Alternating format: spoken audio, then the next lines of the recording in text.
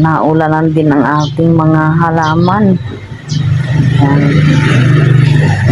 Uy, ano kayo? Kala ko na putol. Yan, maganda na rin yung paglaki ng aking mga kangkong guys. So, tignan niyo, diba? Siguro papatanggal ko na ito kay Dodong kasi parang wala na eh. Wala na, hindi na mamumunga to. Pangit yung tubo eh. Dahil siguro sa sobrang init. Grabe. Makikita natin kung anong magiging epekto ng ulan na ito guys. Ayan. At kung ano na ang magiging epekto rin nito. Kasi marami akong itinanim dito na luya eh. Ayan lang yung ano, medyo may pag-aasa. Ayan.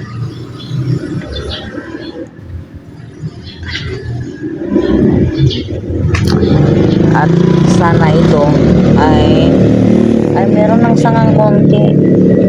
Kung napapansin nyo, ayun guys, oh, may sangang. May positive na rin itong aking mga anong tawag dito guys, yung maraming bougainvillea. Oh.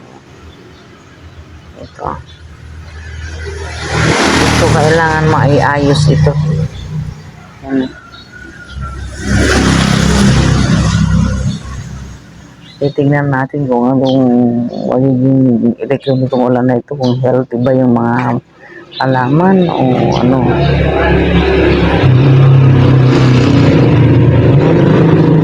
Ito po yung kangkong na tinanim ko dito. Yan, tumubo na naman yung aking malunggay. Malunggay para sa aking munggo. Ayos na rin po ang buhay ng aking tanglad. Alam ko, 3 ito eh. Nawawala yung isa. Nawawala. Tinanim ko yun eh. Ang dami nun eh. Kinuha. Binigay kay Mang Toto. Naririnig ko yun eh. Oo. Dito ko inilagay banda eh. Nawala.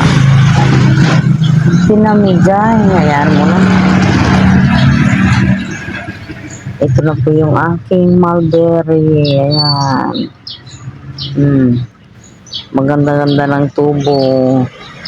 Ngayon, pag-aralan ko pa kung saan ko ilalagay pa doon sa trash. Ito na po yung aking cactus. Ang bilis lumaki. Naunahan pa yung cactus sa bahay Doon sa transient, tignan nyo guys malaki na. Kailangan ng malaking paso na mapaglalagyan. Umalis yata yung asawa ko guys. Mga harpat na naman tayo.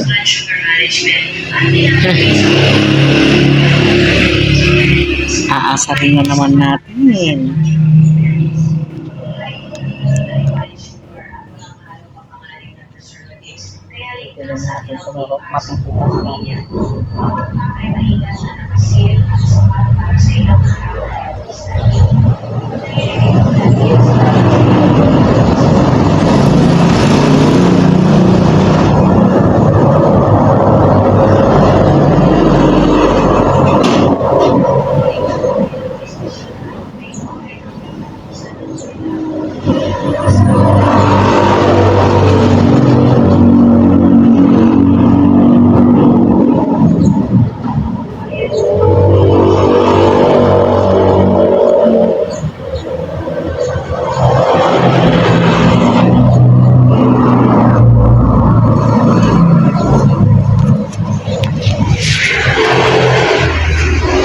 Ayan, may ulam na naman tayo. Ayan, bago tayo umalis guys, i-check po natin yung ating tanim dito.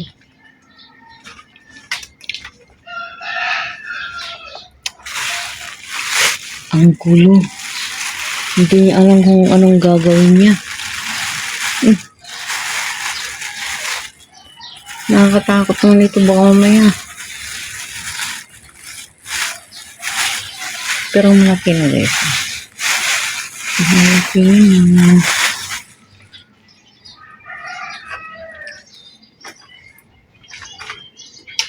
Bago tayo umalis, tanggalin muna natin itong mga ano ito. Wawalisin muna natin.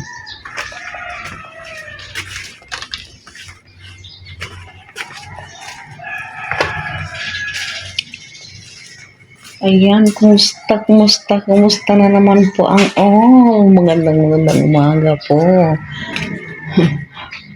Ito po ang aking mga papaya guys. Yan. Medyo malalaki na rin po sila. Salamat na lang at naulanan po kagabi. Ayan.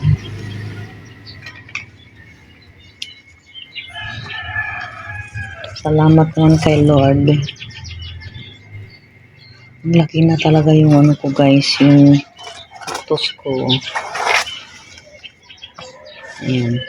Bali ano na ito 4 na taon. Pero mas malaki yung cactus ko sa bahay. Ayan, maganda na rin itong aking kalamansi. Kaya lang parang hindi maganda dyan. Masyadong hindi makahinga. Masyadong sagad sa pader. Talagang mas maganda kung dito na lang sa gilid. Pagka tuloy-tuloy ang ulan, yun itatanim ko dito.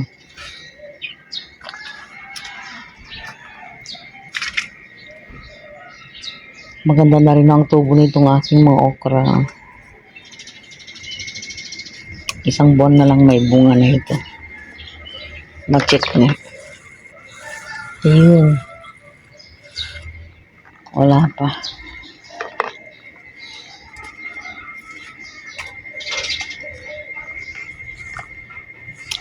Palagay ko next week marami-rami na rin ng mga saluyot po dito sa may Bangantiglote. Bibisitahin natin.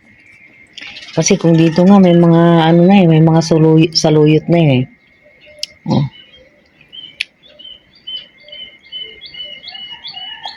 Doon pa kaya?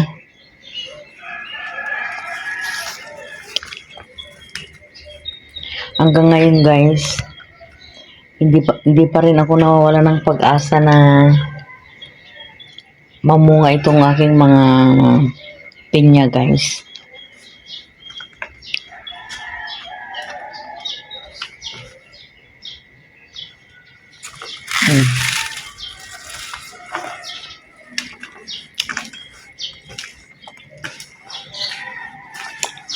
So, ngayon guys, umpisahan na natin ang paglilinis dito bago tayo umalis.